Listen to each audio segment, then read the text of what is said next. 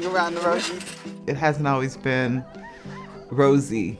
And so my kids have, things that we have to deal with and talk about and figure out together. So they love me and I love them. And it's been hard, right? But we know that we have each other and we're committed. I remember the caseworker rolling up to where we were living and handing me a big black 40-gallon plastic bag saying, "Here, we're gonna take you and your sisters. Put your stuff in here."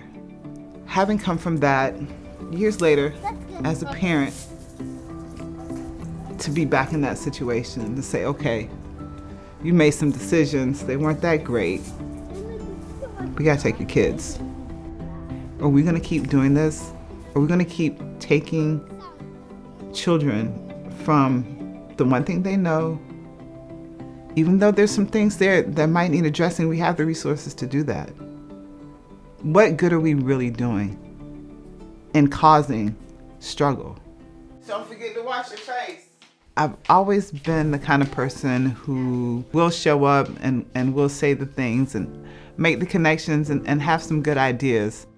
I can recognize when people are really struggling with something, even if they're just smiling, at me, because I spent a significant amount of my life thinking in these spaces, dealing with these spaces, and nowhere else to go.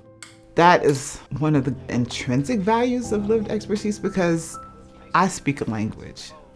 I speak a language of struggle. I speak a language of experience of struggle. I speak a language of experience in marginalization. I speak a language of experience in being a single parent and being a single parent with a large family and being a solo parent. So I have these languages that I can speak. I am a thinker and I am a person who makes connections, and I can talk to people. And when I'm sitting with someone, we can have a connection. If that's one person, if that's a room full of people, if that's 1,000 people, it's still me. And this is what I bring. Being able to translate my experience or what I've learned to someone else to help them or to give them a greater sense of we can get through this, and just being able to develop real connection and real relationship with folks. Working together, belonging, valuing, claiming, that is what hope is. Because when you have that belonging, then everything else can blossom. Hope is rested in belonging. You can't grow if you don't belong.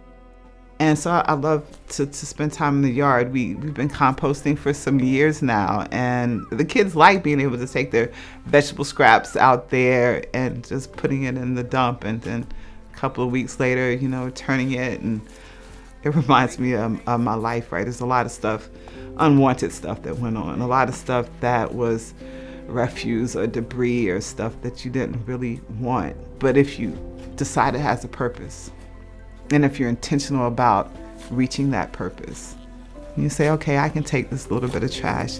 I'm gonna put in this compost though. I'm gonna put some dirt in it and water it, and I'm gonna just turn it every once in a while. Spend some time with it. Be okay that it's stinky, because it stinks, it's supposed to, right?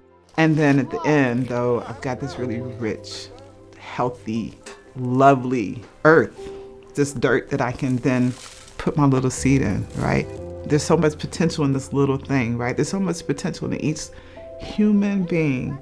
Give that seed what it needs and just let it do its thing. And that's what a community of hope would be.